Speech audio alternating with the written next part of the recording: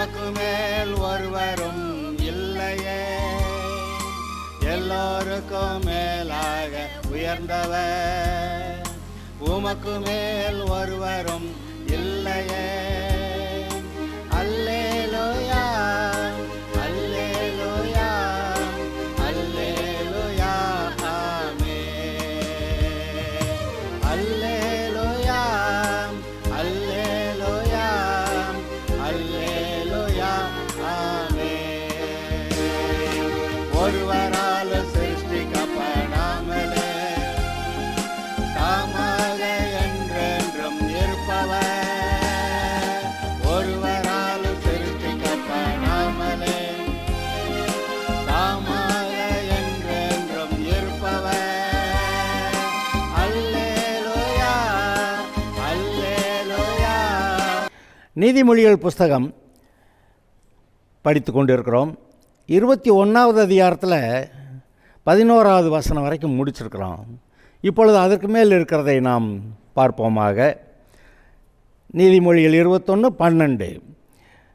நீதிபரர் துன்மார்க்கருடைய வீட்டை கவனித்து பார்க்கிறார், துன்மார்க்கரை தீங்கில் கவிழ்த்து போடுவார். இங்கே பாருங்கள், நம்ம நினைக்கிற இந்த துன்மார்க்கர், அக்கிரமக்காரங்க, கொள்ளையடிக்கிறவங்க, இவங்கள்ட்ட யாருங்க போய் எதுவும் பேச முடியும் அப்படின்னு நம்ம நினைக்கலாம். ஆனால் பாருங்கள், கர்த்தர் துன்மார்க்கருடைய வீட்டை கவனித்து பார்க்கிறாராம். எதுக்காம்? துன்மார்க்கரை தீங்கில் கவிழ்த்து போடுவார் என்று எழுதியிருக்கிறது. பார்த்துக்கிட்டே இருப்பாராம். ஒரு அளவுக்கு மிஞ்சி போகிறானா இவனை தீங்கில் கவிழ்த்து போடலான்னு கவிழ்த்து போடுகிறாராம். அதனால் துன்மார்க்கரை பற்றி அவங்ககிட்டேருந்து கூடுமான வரை விளைவிக்கலாம், அவ்வளவுதான். மற்றபடி ஒரு நாளில் கர்த்தர் வருவார், அந்த துன்மார்க்கரையே அவர்களுடைய தீங்கிலேயே கவிழ்த்து போடுவார். அவர்கள் வெட்டின குழியிலே அவர்களே விழுவார்கள். இவன் அடைப்பை பிடுங்குறவனாக இருப்பான், பாம்பு அவனை கடிக்கும். ஆதலால் பழிவாங்குதல் எனக்குரியது, நானே பதில் செய்வேன்னு சொன்னாரே, அவரிடத்துல காரியங்களை ஒப்புவித்து விட்டு இப்படிப்பட்ட காரியங்களை விட்டு விலகி கொள்ளுகிறது நமக்கு நல்லது. ஏழையின் கூக்குரலுக்கு தன் செவியை அடைத்து கொள்ளுகிறவன் தானும் சத்தமிட்டு கூப்பிடும்போது கேட்கப்பட மாட்டான். ஏழை அவன் என்ன செய்வான் அப்படி நம்ம நினைக்கலாம். ஆனால் ஒருவர் அங்கே கவனிக்கிறாரு.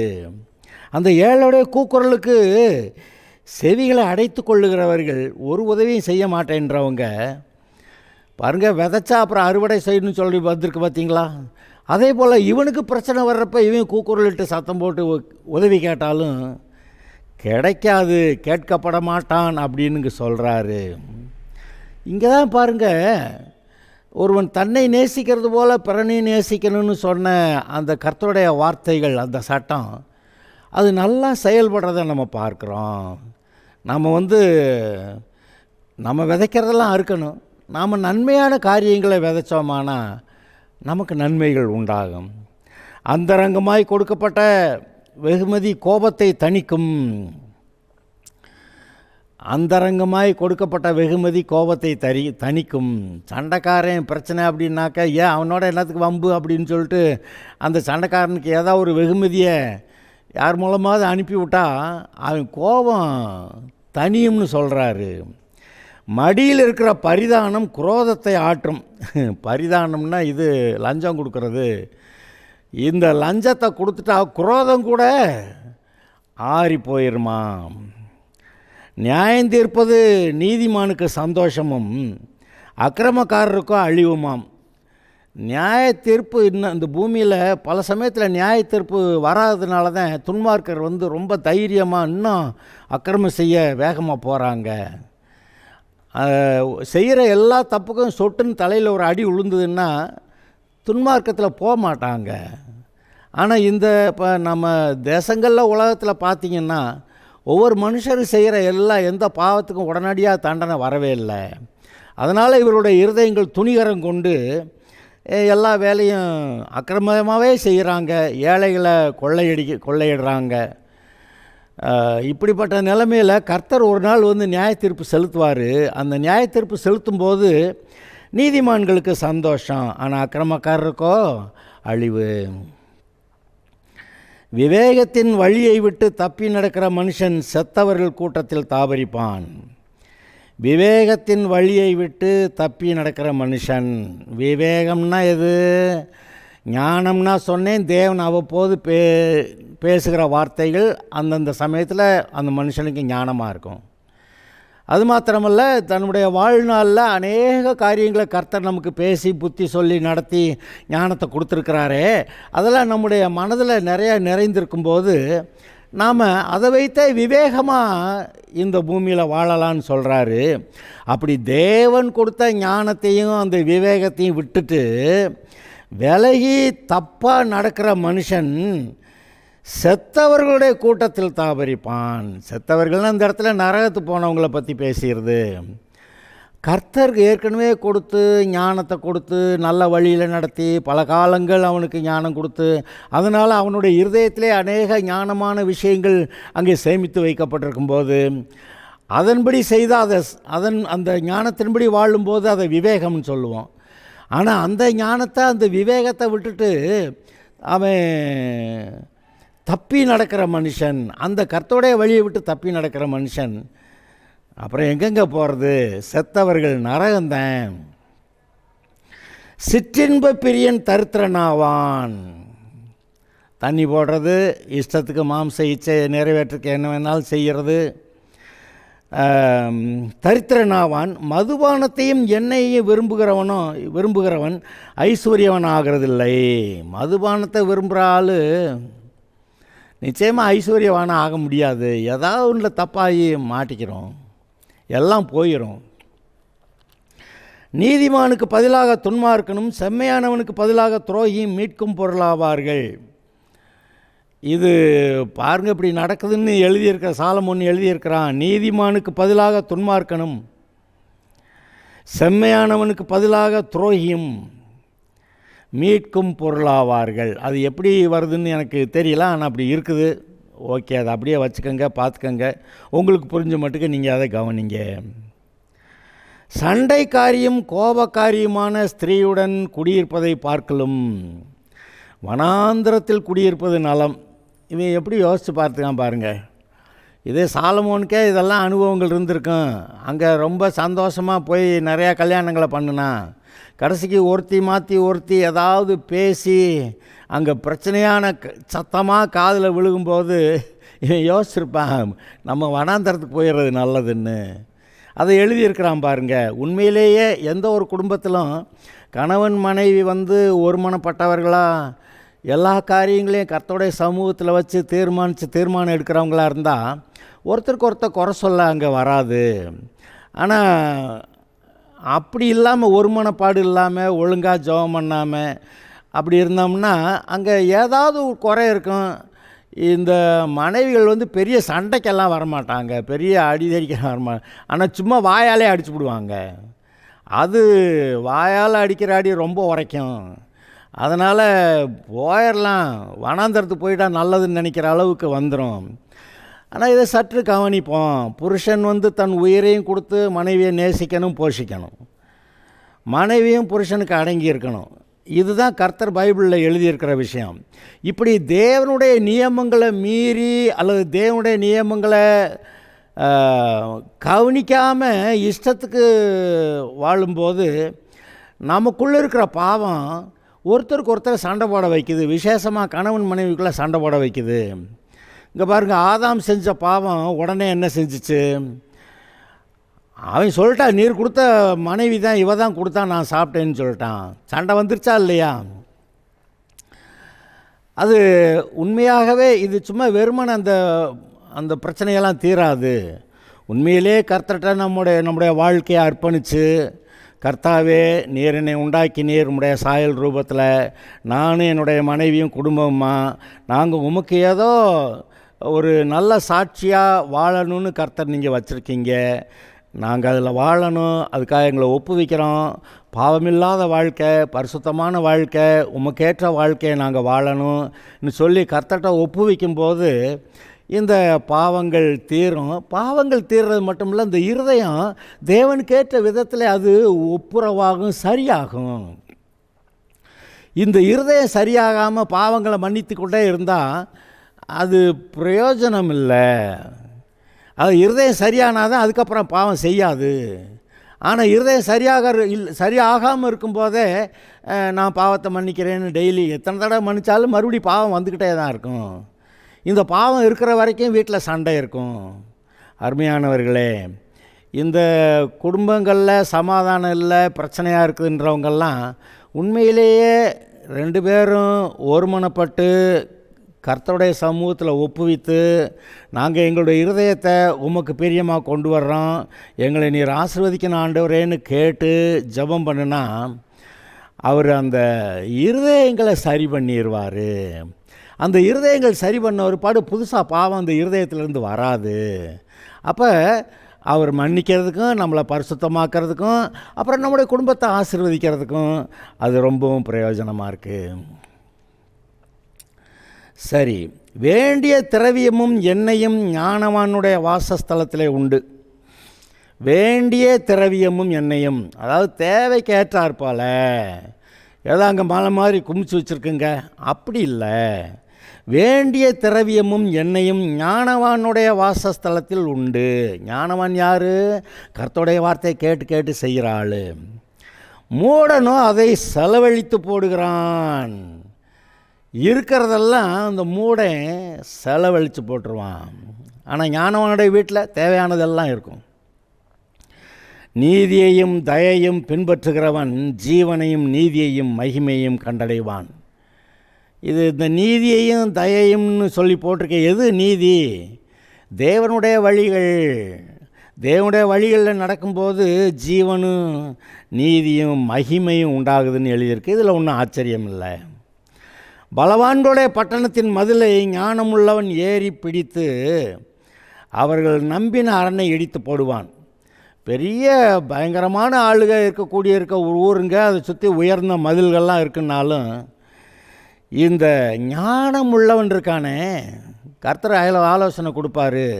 இஸ்ரவேலர் அந்த பெலிஸ்தியருக்கு விரோதமாக, மீதியானியருக்கு விரோதமாக, அம்மோனியர், மோவாபியர், அந்த சீரியர், இவர்களுக்கெல்லாம் விரோதமாக இஸ்ரவேல் யுத்தம் பண்ண போகும்போது அங்கே பார்த்திங்கன்னா கர்த்தர் இந்த இஸ்ரவேல் ஜனங்களுக்கு ஏதோ ஒரு ஞானத்தை கொடுத்தாராம்.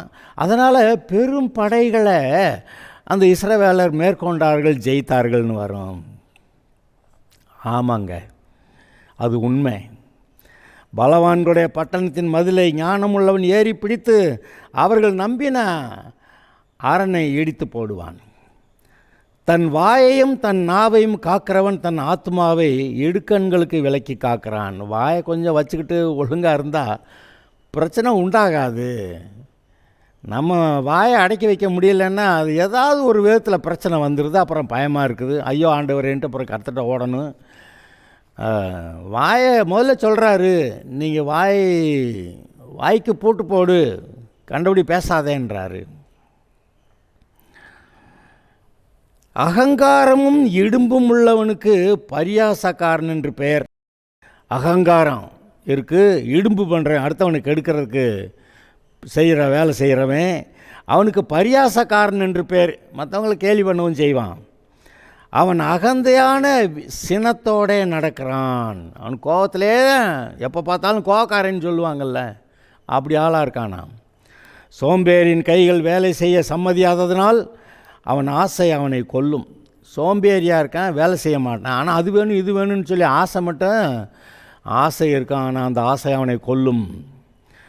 அவன் நாள்தோறும் ஆவலுடன் இச்சிக்கிறான், நீதிமான பிசினித்தனம் இல்லாமல் கொடுப்பான். துன்மார்க்கருடைய பலி அருவருப்பானது. துன்மார்க்கன் எத்தனை தான் பலியிட்டாலும் அது கர்த்தருடைய பார்வையில் அருவருப்பானது. இன்றைக்கும் பாருங்கள், உங்களை சுற்றி இருக்கக்கூடிய அநேகர் துன்மார்க்கராக இருக்கிறவங்க பலியிடுவாங்க. நான் கடவுளுக்கு இதை நேர்ந்துக்கிறேன், அதை நேர்ந்துக்கிறேன், இதை செய்கிறேன், அதை செய்கிறேன், எல்லாம் செய்வாங்க. ஆனால் உண்மையாகவே தேவாதி தேவனுக்கு முன்பாக இது அருவருப்பாக இருக்கிறது. அவங்க வேறு யாருக்கு வேணாலும் என்ன வேணாலும் கொண்டு போய் பலி செலுத்தலாம். கர்த்தர் இதை ஒத்துக்கிற மாட்டார். துன்மார்க்கருடைய பலி அருவருப்பானது. அதை துர்ச்சிந்தையோடே செலுத்தினாலோ எத்தனை அதிகமாய் அருவருக்கப்படும். அதாவது இப்போ சில விளையாட்டாக சொல்லுவோம்ல, சாமி நான் திருட போகிறேன், அங்கெங்கேயா மாட்டிக்கிறக்கூடாது, இந்தா காணிக்க போடுறேன் அப்படின்னு காணிக்க போட்டாங்கன்னா அந்த அதை பற்றி பாருங்கள். அது துர்ச்சிந்தையோடே அந்த பலி செலுத்துறது, அந்த அருவருப்பு எவ்வளோ அதிகமான அருவருப்பாக இருக்கும்னு சொல்கிறாரு. பொய் சாட்சிக்காரன் கெட்டு போவான், செவி கொடுக்கிறவனும் எப்பொழுதும் பேசத்தக்கவனாவான். பொய் சாட்சி சொல்லிட்டான்னா அப்புறம் அவனை யாரும் நம்ப மாட்டாங்க. ஆனால் கர்த்தருடைய வார்த்தைக்கு செவி கொடுக்கிறவனோ எப்பொழுதும் பேசத்தக்கவனாக, அவன் வாயிலிருந்து ஒரு வார்த்தை, நல்ல வார்த்தை வராதான்னு எதிர்பார்ப்பாங்க. துன்மார்க்கன் தன் முகத்தை கடினப்படுத்துகிறான், செம்மையானவனோ தன் வழியை நேர்படுத்துகிறான். துன்மார்க்கர் செம்மையானவர்கள். துன்மார்க்கர் முகத்தை கடினப்படுத்திக்கிட்டு போகிறாங்க, ஆனால் செம்மையானவனோ தன் வழியை நேர்படுத்துகிறான், ஒழுங்குபடுத்துகிறான், செவ்வையான வழியில் நடக்கிறேன். கர்த்தருக்கு விரோதமான ஞானமும் இல்லை, புத்தியும் இல்லை, ஆலோசனையும் இல்லை. இந்த மனுஷருக்கு விரோதமாக என்னென்னமோ செய்ய ஆலோசனை செய்யலாம், புத்தி இருக்கலாம், அது ஞானமும் அடுத்தவனுக்கு கெடுக்கிறேன்னு சொல்லலாம். ஆனால் கர்த்தருக்கு விரோதமான ஞானமும் இல்லை, புத்தியும் இல்லை, ஆலோசனையும் இல்லை. குதிரை யுத்த நாளுக்காக ஆயத்தம் பண்ணப்படும், ஜெயமோ கர்த்தரால் வரும். என்ன ஒரு நல்ல வசனம் பாருங்கள். இப்போ நமக்கு நம்முடைய பாதுகாப்புக்கான சகல காரியங்களையும் நம்ம செஞ்சு வைக்கணும்.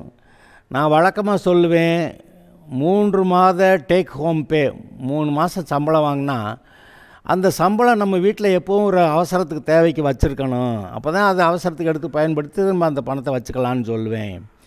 இதுபோல் பண விஷயத்துலேயும் சரி, மற்ற நண்பர்கள் இருக்கக்கூடிய உறவுகள்லேயும் சரி, அது சண்டை போடாமல் சமாதானமாக நடந்துக்கணும்னு சொல்லுவோம். ஆனாலும் இங்கே சொல்கிறாரு பாருங்கள், குதிரை யுத்த நாளுக்கென்று ஆயத்தம் பண்ணப்படும், ஜெயமோ கர்த்தரால் வரும். நம்ம உழவெல்லாம் செஞ்சு வைக்கணும், அதான் இன் ஜென்ரல் அதான் சரி, அது நமக்கு பிரயோஜனம். ஆனால் எல்லா சமயத்துலேயுமே நம்மகிட்ட பணம் இருக்கிறதுனால தப்பிச்சுக்கலாம், நமக்கு ஞானம் இருக்கிறதுனால தப்பிச்சுக்கலாம், நமக்கு ஆள் அம்பு இருக்கிறதுனால தப்பிச்சுக்கலாம் அப்படி நினைக்க முடியாது.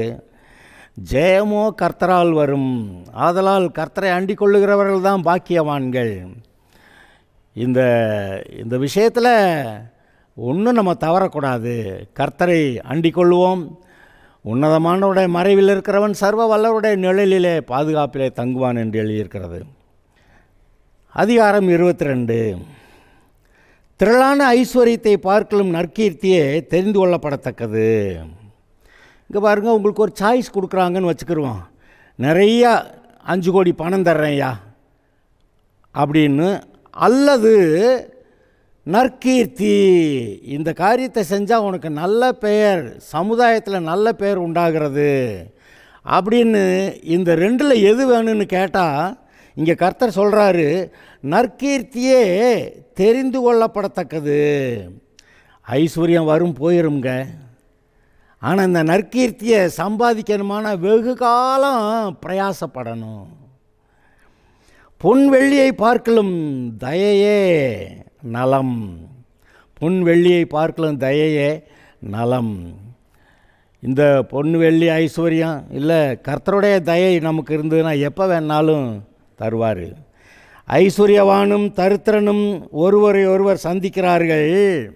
இந்த சூழ்நிலையை பாருங்கள், ஐஸ்வர்யவானும் தரித்திரனும் ஒருவரை ஒருவர் சந்திக்கிறார்கள், அவர்கள் அனைவரையும் உண்டாக்கினவர் கர்த்தர்.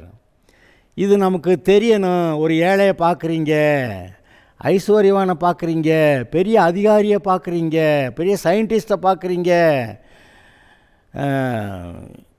பார்த்தீங்கன்னா எல்லாரையும் உண்டாக்குனது கர்த்தர் தான். நமக்கு கூட சில சமயத்தில் கேள்வி வரலாம், ஏன் இவனை ரொம்ப தருத்துறனா அது படைச்சாரு அப்படி நீங்கள் நினைக்கலாம்.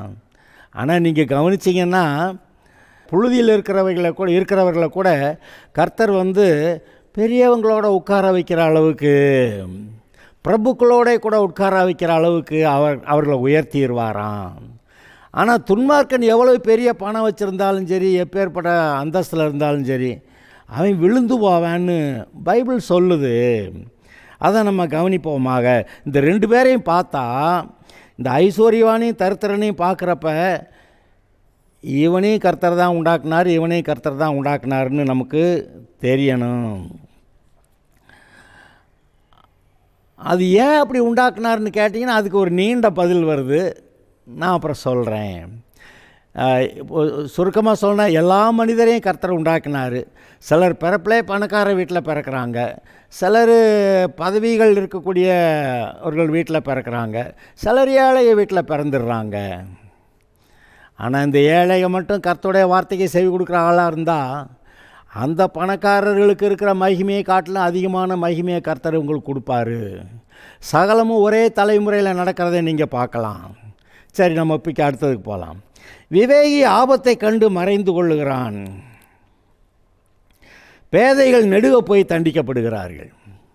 விவேகி, நான் சொன்னேன், விவேகம்னு சொன்னாவே ஏற்கனவே நிறைய ஞானமான காரியங்களை பார்த்து கண்டு அனுபவித்து அவைகள்லாம் மனதில் வச்சுருக்கிற ஆள் தான் விவேகமாக நடக்கிறான்னு. அப்போ ஏற்கனவே அவன் அனுபவசாலி. அங்கே ஏதோ ஆபத்து வர பார்க்குதா, இங்கேயே ஒதுங்கிக்கிறான். அதாவது ஆபத்து வந்த ஒரு பாடு தப்புறதுக்கு முயற்சிக்கிறது இல்லை, ஆபத்து வரும்போதே வருமுன் தடுக்கிறோம் அப்படின்னு சொல்லுவாங்களே, அதுபோல் விவேகி ஆபத்தை கண்டு மறைந்து கொள்ளுகிறான், பேதையோ நெடுக போய் தண்டிக்கப்படுகிறான். என்ன வருதுன்னு அவனுக்கு தெரியலை. சரி, தாழ்மைக்கும் கர்த்தருக்கு பயப்படுதலுக்கும் வரும் பலன் ஐஸ்வர்யமும் மகிமையுமாம். இந்த அடிக்கடி சொல்கிறத நீங்கள் பார்க்கலாம். இயேசு சொன்னார், நான் சாந்தம் மனத்தாழ்மையுமா இருக்கேன்னு. பெருமை உள்ளவர்களுக்கு தேவன் எதிர்த்து நிற்கிறாருன்னு எழுதியிருக்கு. அப்போ இங்கே என்ன தான் பார்க்குறோம்? இந்த தாழ்மை உள்ளவர்களுக்கும் கர்த்தருக்கு பயப்படுதலுக்கும் வரும் பலன், அதனால் உண்டாகிற ஐஸ்வர்யம் மகிமையும் ஜீவனுமாம். இங்கே பாருங்க, ஐஸ்வர்யமும் வருது, மகிமையும் வருது, ஜீவன் ரட்சிப்பும் வருது. இந்த இங்கே மத்தேயு 5வது அதிகாரத்தில் வாசிச்சிங்கன்னா, ஆவியில் எளிமை உள்ளவர்கள் பாக்கியவான்கள், பரலோக ராஜ்யம் அப்படிப்பட்டவர்களுடையது. அப்புறம் சாந்த குணமுள்ளவர்கள் பாக்கியவான்கள், அவர்கள் பூமியை சுதந்திரித்துக் கொள்வார்கள். அங்கே சாந்தமும் சொல்லியிருக்கு, ஆவியில் எளிமை உள்ளதை பற்றி பேசியிருக்குது. அப்புறம் இங்கே தாழ்மை, கர்த்தருக்கு பயப்படுகிற பயம் பற்றி பேசியிருக்கு. இயேசு சொல்கிறார், நான் சாந்தம் மனத்தாழ்மையுமாக இருக்கிறேன்னு. தேவன் அப்படி இருப்பார்னா நம்ம வேறு மாதிரி இருக்கக்கூடாது. இங்கே சொல்கிறாரு, தாழ்மைக்கும் கர்த்தருக்கு பயப்படுதலுக்கும் வரும் பலன். இந்த பலன் பாருங்கள், வெறும் ஐஸ்வர்யம் இல்லை, அல்லது வெறும் மகிமை இல்லை. இன்றைக்கி ஐஸ்வர்யம் உள்ளவர்கள் நிறைய பேர் இருக்காங்க, மகிமையான அந்தஸ்தில் ஆளுகை செய்கிறவர்கள் இருக்கிறாங்க. ஆனால் இவ்வளோ பேர் நரகம் போகிறாங்களே. இங்கே இவர் சொல்கிறாரு, தாழ்மைக்கும் கர்த்தருக்கு பயப்படுதலுக்கும் வரும் பலன் ஐஸ்வர்யமும் இருக்கிறது, மகிமையும் இருக்கிறது, ஜீவனும் இருக்கிறது, ரட்சிப்பு இருக்கிறது. அதாவது ஒரு விதத்தில் பார்க்கும்போது கர்த்தருக்கு ஏற்ற விதத்தை தன்னுடைய மனதை திருப்ப மாட்டேன்றவனுக்கு ஏதாவது ஒரு அகந்தை, ஆத்திரம், கோபம், பொறாமை, பெருமை அதெல்லாம் இருக்குது. ஆனால் ஏற்கனவே சாந்தத்துக்கு மனத்தாழ்மைக்கு கர்த்தருக்கு பயப்படுதலுக்கு ஒப்புவிக்கிற இருதயம் இருக்கிறதே, அதுதான் பாருங்கள், இத்தனையும் சொல்லுது. ஐஸ்வர்யமும் கிடைக்குமா, மகிமையும் கிடைக்குமா, ஜீவன் ரட்சிப்பும் கிடைக்குமா. மாறுபாடுள்ளவனுடைய வழியிலே முள்ளுகளும் கண்ணிகளும் உண்டு. தன் ஆத்மாவை காக்கிறவன் அவைகளுக்கு தூரமாய் விலகி போவான். மாறுபாடுள்ளவனுடைய வழியிலே, அதாவது தேவனுடைய வழிகளை விட்டு மாறுபாடாக நடக்கிறவனுடைய வழியிலே முள்ளுகளும் கண்ணிகளும் உண்டு. முள் குத்துது, எங்கேயாவது கண்ணியில் சிக்கிக்கிறான். தன் ஆத்மாவன் அவைகளுக்கு தூரமாய் விலகி போவான். ஆத்மாவை காக்கணுமா? அப்போ இதெல்லாம் வேண்டாம். பிள்ளையானவன் நடக்க வேண்டிய வழியிலே அவனை நடத்து, அவன் முதிர் வயதிலும் அதை விடாதிருப்பான். இங்கே பாருங்கள், இப்போல்லாம் இந்த பிள்ளைக்கு ஒன்றும் தெரியாது, அப்படின்னு நினச்சி அதை ஒழுங்காக போதிச்சு நடத்தாமல் விட்டுறக்கூடாது. வளர்ந்து பெரிய ஆளானோன்னே எல்லாம் சரியாக நடக்குங்க. நாம் அப்படி நினச்சா அது அப்படி நடக்காது. சிறு பிள்ளையாக இருக்கும்போதே பிள்ளைகளை கண்டிக்க சொல்கிறாரு. அவனை நடக்க வேண்டிய வழியில் நடத்து, அப்பொழுது அவன் முதிர் வயதிலும் அதை விடாதிருப்பான். 1 வயசு பிள்ளை தாங்க, 2 வயசு பிள்ளை தாங்க அப்படின்னா இல்லை, அதுக்கு நீங்கள் நடக்க வேண்டிய வழியில் நடத்தணும். குழந்தைங்க அழுவாங்க, விரான்னு கத்துனவுடனே ஐயோ அழுகுதுன்னு ஓடியாந்து உடனே பாலை கொடுப்பாங்க, வேலை கொடுப்பாங்க, பொம்மையை கொடுப்பாங்க. அப்போ அதுக்கு வேணுங்கிறப்ப அது என்ன செய்யணும்? அழுகும். எது வரைக்கும் அழுகும்? அது கேட்டதை கொடுக்க வரைக்கும் அழுகும். இந்த கேட்டதை கொடுக்க வரைக்கும் அழுதுகிட்டே இருக்கிற பிள்ளையா நமக்கு வேணும்? இல்லை. அது வீம்புக்கு அழுது சில பிள்ளைய பாருங்கள், கீழே படுத்துக்கிட்டு உருண்டுக்கிட்டு இருப்பாங்க, இவன் கொடுத்தா தான் எந்திரிப்பேன்னு. அப்படிப்பட்டவங்களுக்கு என்ன செய்யணும்? இவங்க வீம்புக்கு கேட்குற போது கொடுக்கக்கூடாது. அதுக்கு பசியாக இருந்தால் நமக்கே தெரியும், தேவைகள் இருக்கிற எல்லாத்தையும் நாமளே செய்வோம்.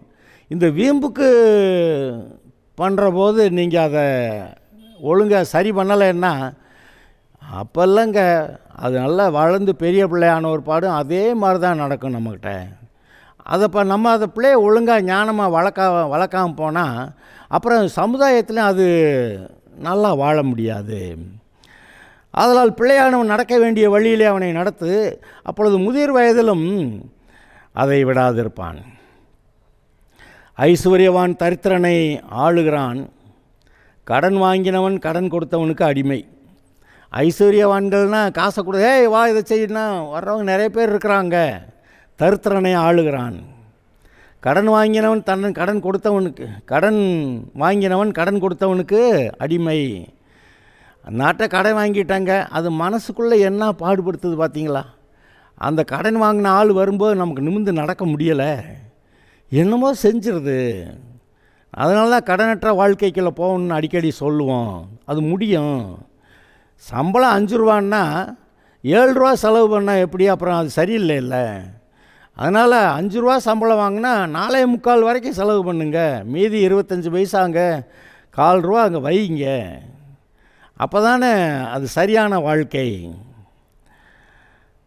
அநியாயத்தை விதைக்கிறவன் வருத்தத்தை அறுப்பான். விதைச்சா அறுக்கிறது, அநியாயத்தை விதைச்சா வரும் வருத்தத்தை அறுக்கிறான். அவன் உக்கிரத்தின் மிலாறு ஒழியும். அநியாயமாக பண்ணிக்கிட்டே இருக்கான்னா அவனுடைய கோபமெல்லாம் ஒரு நான் அப்படி சுருதி இறங்கி கடைசிக்கு ஒன்றுமில்லாமல் போயிருங்கிறத சொல்ல வர்றாரு. உக்கிரத்தின் மிலாறு ஒழியும். கருணை கண்ணன் ஆசீர்வதிக்கப்படுவான், அவன் தன் ஆகாரத்தில் தரித்திரனுக்கு கொடுக்கிறான். கருணை கண்ணன் இரக்கமுள்ள ஆள் இருக்கிறது கொஞ்சம்தான்னாலும் இன்னொருத்தனோட ரொம்ப பசியாக இருக்கிறவனோட பங்கு போட்டுக்கிறானா, அவன் தன் ஆகாரத்தில் தரித்திரனுக்கு கொடுக்கிறான். இது ஒரு நல்ல ஆசீர்வாதமான ஒரு விஷயங்க. ஏழைகளுக்கு இறங்குகிறவன் கர்த்தருக்கு கடன் கொடுக்குறான்னு இருக்குது. அப்போ கர்த்தர் அவங்க இறக்கம் செய்கிறாரு. அவருடைய விருப்பத்தை இதை நீங்கள் நிறைவேற்றும் போது நீங்கள் அதிகமாக ஆசீர்வதிக்கப்படுவீங்கிறத நீங்கள் நல்லா பார்க்கலாம். கர்த்தர் எல்லாவற்றையும் கவனித்து கொண்டிருக்கிறார். பரியாசக்காரனை துரத்திவிடு, அப்பொழுது வாது நீங்கும், விரோதமும் அவமானமும் ஒழியும். 2 பேர் வழக்காடிக்கிட்டு இருக்கிறாங்க, வம்பு நடந்துக்கிட்டு இருக்குது. இந்த பரியாசக்காரன் ஒருத்தன் பக்கத்தில் நின்னா இவனை ஏவி விடுவேன், அப்புறம் அவனை ஏவி விடுவேன், அப்புறம் இவனை ஏவி விடுவேன், அப்புறம் அவனை ஏவி விடுவேன். பேச்சுக்கு பேச்சு மாறி மாறி வரும்போது இவங்க சண்டை போட்டுக்கிட்டு கடைசிக்கு இந்த 2 பேர் சண்டை போட்டுக்கிட்டு இவங்களுக்கு அவமானம் தான் வருதான். அதனால் முதல்ல பரியாசக்காரன் சண்டை ஓடுங்க, ஆனால் இந்த பரியாசக்காரன் பக்கத்தில் இருந்தான்னா அவனை முதல்ல விரட்டுங்க, இல்லாட்டி முதல்ல வாடா தனியாக போய் சண்டை போடலாம் அப்படி கூட்டி போய் வழக்காடுங்க. இந்த பரியாசக்காரன் பக்கத்தில் இருந்தேன் நம்மளை ஒழிச்சு கட்டிடுவேன். அதனால் பாருங்கள், நம்முடைய இருதயத்தை தேவனுக்கு ஏற்ற விதத்தில் சபையாய் வைத்து அவருடைய ஆலோசனையை கேட்டு அதில் நடக்கும்போது இப்படிப்பட்ட ஆட்களுக்கெல்லாம் நம்ம தப்பிக்கொள்ளலாம். நாமும் நம்முடைய பிள்ளைகளும் நம்முடைய குடும்பமும் நல்ல ஆசீர்வாதமாக இருக்க முடியும். அது கர்த்தர் அப்படி ஆசீர்வதிப்பார். வசனங்களை கவனிப்போமாக. கர்த்தர் உங்களை ஆசீர்வதிப்பார்.